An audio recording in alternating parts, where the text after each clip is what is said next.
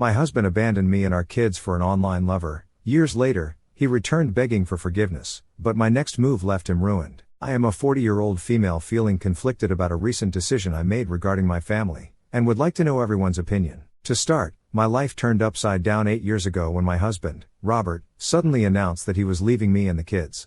He had met a hot chick online and fallen in love with her. His decision came out of nowhere and left me devastated. Robert had been acting distant and strange for weeks leading up to the revelation, but I had brushed it off as work-related stress. We had been married for over a decade and had stuck by each other through thick and thin. I had known him for half my life, and we had built a family together. The possibility of infidelity had never crossed my mind. One evening, Robert finally confessed that he had met someone. Those words broke my heart. He blurted out that the woman's name was Isabella, and she was the hottest woman he had ever seen. He had been talking to her for the past 3 months, and they had formed a connection that made him realize he was unhappy in our marriage. Every word he spoke cut through me like a knife, and I felt a mixture of anger and despair swirling in my stomach. He continued to reassure me that he still loved us, but he couldn't deny his feelings for Isabella. He insisted that he needed to meet her in person to see if it was going to go somewhere. I was overwhelmed by a whirlwind of emotions, unable to make sense of what was happening, and it felt like the walls of our home were closing in on me. My voice quivered as I asked him if he was leaving us and the children for this woman. He nodded slowly, saying that although he didn't expect me to understand, he needed to do this for himself. He had given it a lot of thought, and he was going to go to meet her and start a new life. He told me that he was ready to support us financially as much as he could, but he needed to follow his heart and meet the love of his life. The world came crashing down around me. I just couldn't believe that my husband was leaving me and our kids for someone he had never met in person.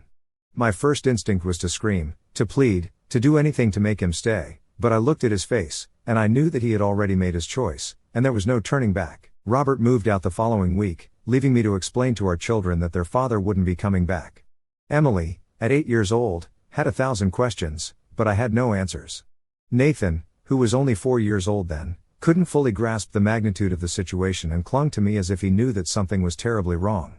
I felt numb and shattered during this time, and my children were the only thing that kept me from drowning in my sorrow. When I first told my family about Robert, they had the same reaction as me. They just couldn't understand why on earth my husband of so many years would do something like this. My parents wanted me to pursue this legally, but at that point in my life, I didn't have a lot to go on, and I still believed my husband would come back to us. Robert's parents looked utterly helpless and broken when they found out their son had left us. They called him multiple times, pleading with him to return to us, but he told them the same story. Eventually, days turned into weeks, and weeks into months. I was left to pick up the pieces, both for my sake and for the kids. Our family and friends rallied around us, offering support and a shoulder to lean on. I focused on finding a job so I could provide a stable environment for Emily and Nathan, but the pain of my husband's betrayal lingered.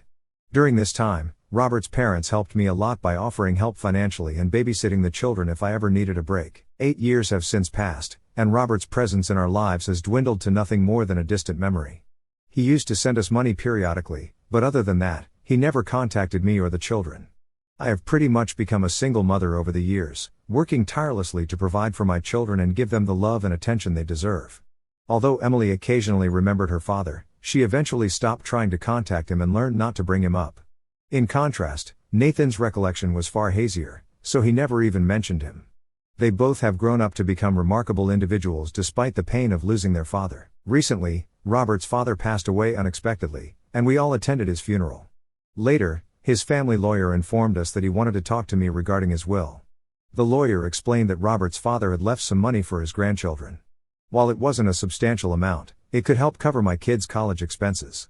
I sat down with my children and shared the news that they wouldn't need to fret over college expenses anymore. Their faces lit up with joy, and witnessing their happiness was truly heartwarming. It felt like a weight had been lifted, knowing that we had one less concern on our plate after a long period of uncertainty. It finally felt like everything was coming together in our lives. Last week, I received a call from an unknown number. To my surprise, it was Robert on the other end of the line. There was a rush of conflicting emotions, and I was speechless to hear his voice after 8 years. He hesitated before telling me that he wanted to meet me urgently. I was confused, so I asked him to clarify. He admitted that he wanted to discuss an offer with me and kept pleading with me that he had to see me. I couldn't understand why he was calling me now after so many years when he didn't bother contacting me before. His repeated pleas were difficult to ignore, so I took a moment to gather my thoughts and finally agreed to meet with him alone, albeit cautiously. The rendezvous was set, and we decided to meet at a cafe near my office. As I hung up the call, a whirlwind of questions and uncertainties filled my mind, leaving me anxious about meeting him after 6 years. I decided not to tell my kids anything until after I met him to see what was the offer he kept talking about. The days leading up to our scheduled meeting were a roller coaster of emotions. I couldn't help but replay the past in my mind, recalling the pain of Robert's sudden departure, the struggles of raising our children alone, and the years of trying to come to terms with his abandonment. On the day of our meeting, I arrived early, nervously sipping my coffee as I waited for Robert. It wasn't long before he walked in, approaching me with a mix of hesitation and determination. I noticed he looked older, worn, and somehow different from the man I had married. Our initial exchange was filled with awkward silences and tentative words. We avoided the elephant in the room, focusing instead on polite greetings and catching up on the years that had passed. It was as if we were two strangers trying to navigate the remnants of a past life. Eventually, Robert gathered his courage and began to explain the reason for his sudden reappearance in our lives. He spoke about how Isabella didn't turn out to be the woman he thought she was.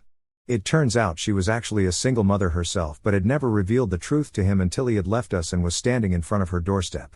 Their relationship faced numerous challenges, mainly stemming from her gambling addiction, which led her to squander all of his money. They argued frequently, but Robert had chosen to stand by her, hesitant to give up on someone else again. However, when his father passed away recently, he realized how short life was to remain in an unhappy situation every day. He spoke about how much he missed everyone back here and was disappointed with the choices he had made 8 years ago. Robert continued, saying he had thought several times over the years of coming back to us but didn't have the strength to face us. He then revealed that his father had bequeathed him their lake house, which was this huge property where we used to go for vacations back before Robert left us. He told me he wanted to sell the house, which would allow him to be set for the rest of his life. I nodded quietly, listening to him. Robert then dropped a bombshell. He proposed that he wanted to come back to us and give our children a luxurious life.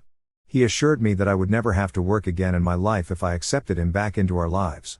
I stared at him in disbelief as he assured me we could live the rest of our lives without worrying about money. Basically, Robert wanted us to reconcile and give our family a second chance, using the inheritance to build a better life together. I weighed Robert's words carefully, understanding the potential benefits that the inheritance could bring to our family. However, it was impossible to forget all the years he had been absent, leaving me to fend for our children. As much as the idea of financial security appealed to me, I couldn't ignore the pain and anger that had built up over the years of his abandonment. So, I firmly told him that while I appreciated the offer, I just couldn't forget the last 8 years. I told him that I had been raising the kids alone while juggling work, and while we may not have everything now, we did have a stable life. I told him that I couldn't risk putting myself and my children through the pain again. I wanted to protect them, and I wasn't sure if I could ever trust him not to leave us again. Robert kept pleading with me to reconsider, his eyes filled with desperation, but I knew that if I allowed him back into our lives, I would be taking a huge gamble on family stability. My heart ached a bit at the thought of rejecting his offer, especially considering the financial relief it could bring, but I couldn't overlook the emotional scars he had left behind. Since my meeting with Robert, my parents have been asking me to reconsider my decision to reject his offer. They kept telling me that after what he has put us through, the least he could do now was provide me and our children with a better life free from financial worries and limitations. My parents kept arguing that people can change and perhaps Robert has realized his mistakes and truly wants to rebuild our family. They think I am being selfish and want me to put my children's comfort above my heartbreak. I've been spending many sleepless nights wrestling with my choice. I haven't been able to bring myself to tell my children about Robert's return. I worry about how they will react to the news and how they will process the idea of their father re-entering their lives after years of absence. I've been questioning my own judgment, torn between the potential benefits of accepting Robert's offer and the memories of our painful past. So, Reddit, am I the a-hole for rejecting Robert's offer and possibly keeping my children away from a better life? I am glad that a majority of you don't think I'm the a-hole. I listened to everyone's advice and decided it was time to have an open conversation with my children about Robert. The last thing I wanted was for him to reappear in their lives, taking them by surprise suddenly. Today, I sat Emily and Nathan down after dinner so I could gently broach the subject with them. I began to tell them about their father's unexpected reappearance and his offer to come back to our lives. Their faces reflected a mix of curiosity and confusion as they tried to understand what I was saying. When I told them that he had inherited the lake house and wanted to sell it to help us financially, their reactions varied. Emily, now 16 years old, exhibited a range of emotions from anger to shock. She was as confused as me and couldn't understand why Robert wanted to return to us after so many years. Although she remembered her father and sometimes missed him, she also remembered the pain she had felt in his absence. She said that she had missed having a father figure in her life initially but had eventually learned to live without him and did not want him anymore. Nathan, who's now 12 years old, told us that he didn't remember Robert at all, so he didn't care much that I had rejected the offer. He struggled to grasp the full implications of this situation. I told them frankly that whatever they decided would happen, as I respected their opinions and emotions. Emily expressed that she had absolutely no desire to meet him, and Nathan agreed, saying that he was content with how things were. I realized that although the thought of potentially mending our family was enticing, the scars from the past ran deep, and my children's well-being was paramount in my mind. I knew I had made the right choice to walk away from Robert that day in the cafe. Following this, I plan on talking to my parents about the next course of action.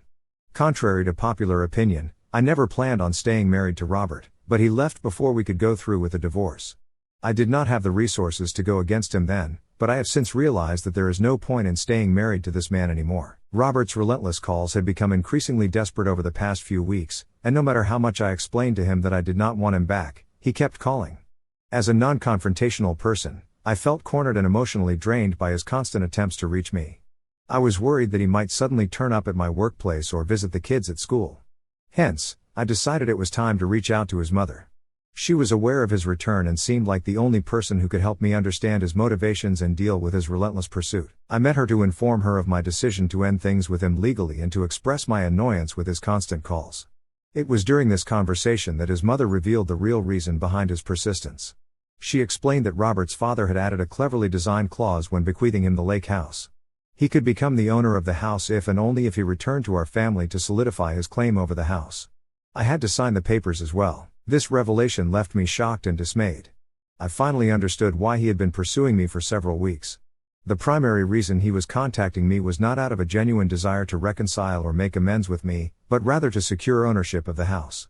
The whole situation felt like a cruel manipulation of emotions, and I needed to consider my next steps carefully. After discovering Robert's true intentions, I realized it was time to act. I didn't want to stay in a relationship anymore driven by manipulation and secrets. I have started looking for a lawyer as I write this who can help me prepare for my divorce proceedings immediately. I have also talked with my parents, who regret telling me to reconsider his offer. They understand now that he hasn't changed over the years and are supportive of my decision to move forward with the divorce. They regret telling me to ever listen to him and now know that it is the right thing to walk away from him. I have blocked Robert for now so he can't disturb me anymore. I plan to see him directly when I serve him with divorce papers. Emily and Nathan expressed a desire to meet their father one last time. They had many questions, and I felt it was essential for them to have some closure despite the pain of the past. We arranged for a meeting in a neutral place, a local park where we had spent many happy family moments before Robert's departure. Emily's eyes were filled with a mixture of curiosity and skepticism as she looked at her father, while Nathan clung to my side awkwardly. I started by telling him that I knew by now his real motive behind contacting us after so long. Robert protested that it wasn't just the clause in his father's will that prompted him, but he genuinely wanted us to give him a second chance. I shook my head in disbelief, knowing that I could not trust another word out of this man's mouth. I told him that we were finished and that the least he could do was give our children some closure by answering their questions. He nodded solemnly. Emily started by asking him if leaving us for another woman was worth it. Robert shamefully looked down as he answered that he was lost and had made a terrible mistake. Nathan, with a more straightforward approach, asked him if finding his happiness was more important than leaving his children with his wife.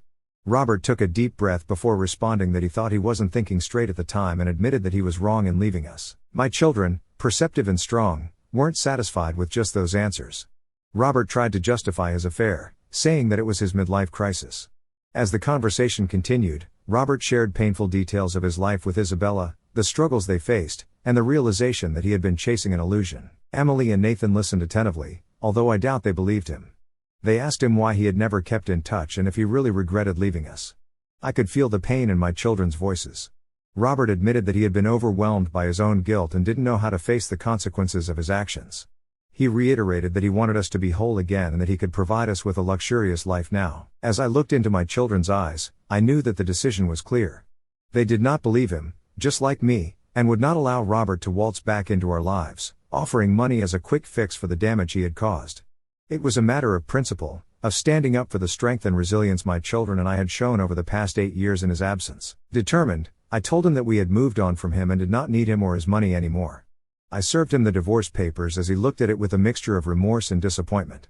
He pleaded with me that he genuinely wanted to make up for those years, but I was resolute in my decision. He then offered to split the lake house sale proceeds with me, telling me that in this way we could both benefit from it.